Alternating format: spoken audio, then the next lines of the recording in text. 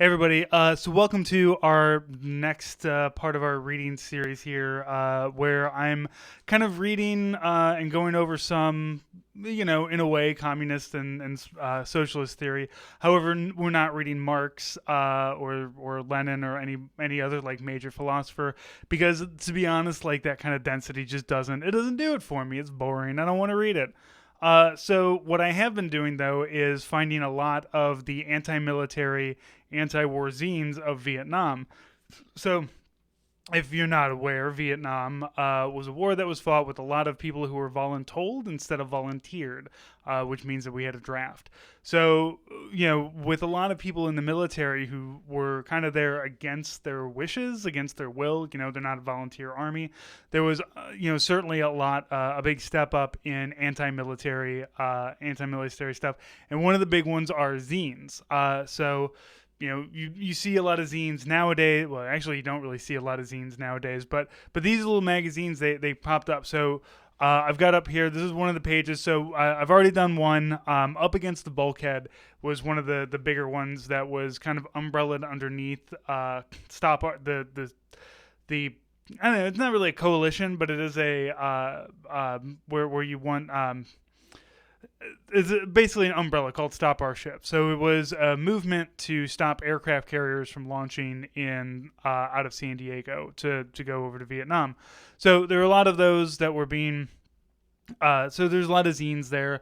A lot of these were printed out and handed out like by other sailors and airmen or soldiers that were there. So these were made. These are made. This right here made by if not military, then people who were in Berkeley and the kind of areas around there, the whole California bunch of fucking hippies, like no doubt. And this is some of the stuff that they came up with. So the reason why I kind of call it theory is that there's not a lot of current, a lot of theory is easy to translate to modern times, and a lot is not. And when we talk about military, theory, when we talk about the people who are forced to go and fight, this is the kind of things that they talk about to make a military that is more, we're going to read about making it more democratic or having a union or something like that. There's all kinds of things that, because the military is a weird structure on its own. And I know somebody's going to come at me and be like, well, Marx talked about it. Fucking Marx was doing philosophy back when, modern mechanized military was not the same. Okay, so just fucking shut up. So our first one is going to be the one to the far left here. The first one, should the people be slaves to the military? So it starts, what MDM means to me. The movement for a democratic military is presently a non-violent organization.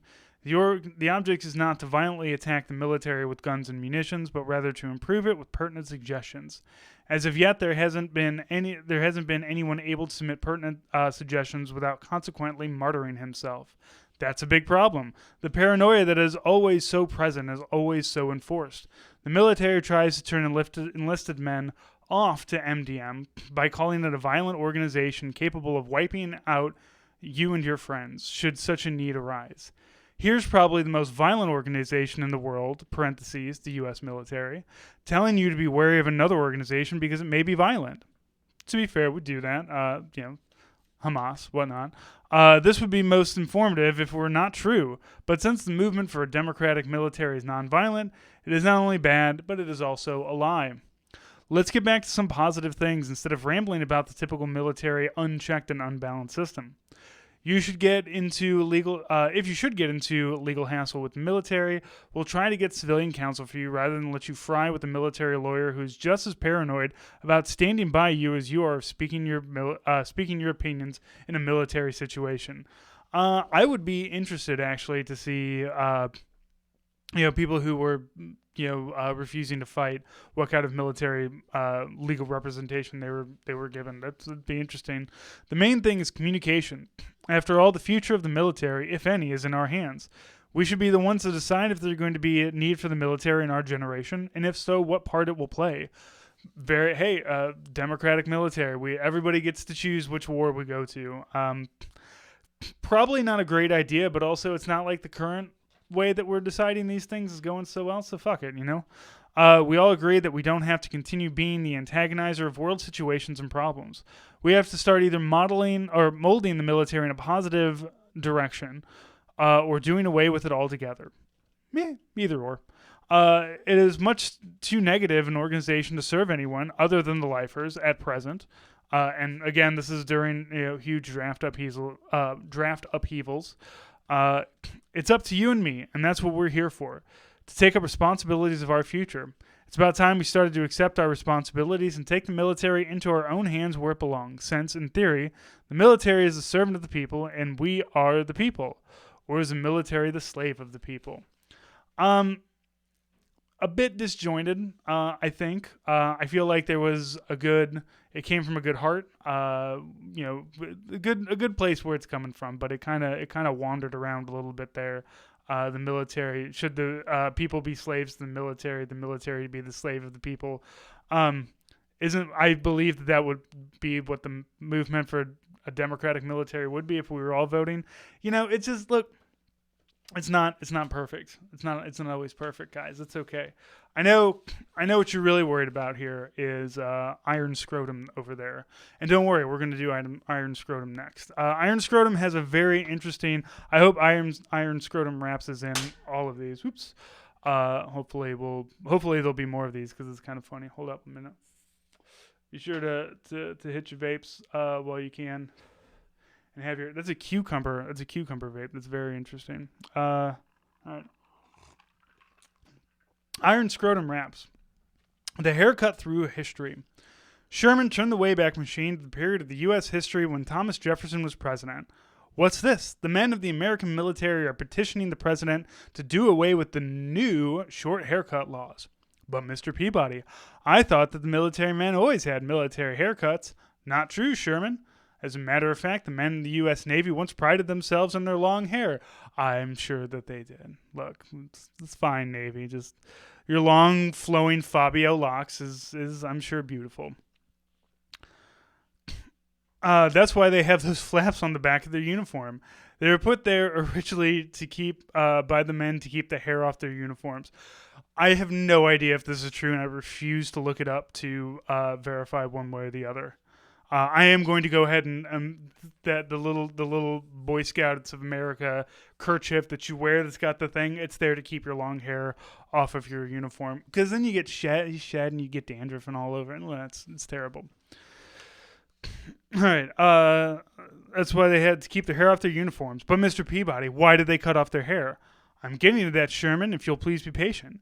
You see, during the period of World War I, short hair was in vogue. Consequently, the military men ran off and had their hair cut their hair to protect themselves from social ostracism. So according, again, have not looked this up, did not Wikipedia this one bit. The idea that in World War I, all the boys were being sent to the front and also just really thought that they needed to have short hair because that's what made them look hot to the ladies. And maybe. Why don't they, Mr. Peabody, the people today wear their hair long and the military men are ostracized because of their short hair. Why don't they grow their hair back? Because a very wise man in the annals of history, of military history, said that short hair is a vital way of protecting the lives of each and every one of the soldiers of today. Who is that wise man, Mr. Peabody? Why, General Custer, of course, Sherman. Apparently, General Custer, which Custer was way before World War I, so I don't see, again, a little disjointed. Look, man, these are kids with the zine. I don't know what you're looking for, but I really like the enthusiasm. You see that we have some really good. They have their own political cartoons in here. So Up Against the Bulkhead has a lot of stuff online. I'm going to be reading from these more often as we kind of go along. Hopefully, have more Iron Scrotum. Have more people talking about these various movements that were going on, because everybody was part of a movement during Vietnam. If you weren't being shuffled off to the war, you were protesting the war, it seems. So this one, there's another one called AWOL Press that was really just like pieces of paper, like you just Xerox it, staple it, and hand it out around Fort Riley was that one. So we've got some of those as well. Some of these have really good not translations, but the transcriptions of the pieces. So you can see some of these are kind of wild. So this is it's something different. It's something that I'm really excited to read more about. I've got of some other. There's just all kinds of zines, not only military ones, but some of the local St. Louis ones that we're going to get to as well. So I have no real schedule. I just kind of do these as we do them. So if you want to rewatch it, we have them up on our YouTube page and everything. But thanks for taking a look.